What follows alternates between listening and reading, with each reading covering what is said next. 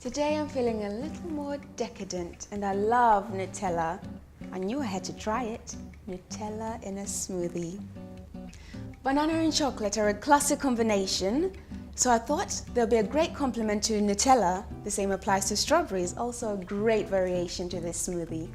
For this recipe we need a cup of vanilla ice cream, a cup of milk, 1 frozen banana and 3 tablespoons of Nutella.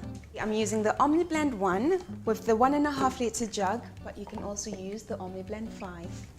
Now I'm adding my ice cream, milk, banana and 3 tablespoons of Nutella. Now I've got the lid back on. I'm going to blend this on high for 30 seconds.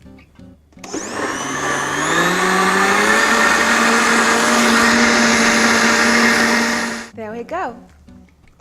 Now I've dipped my glass in the Nutella and we're going to enjoy our smoothie.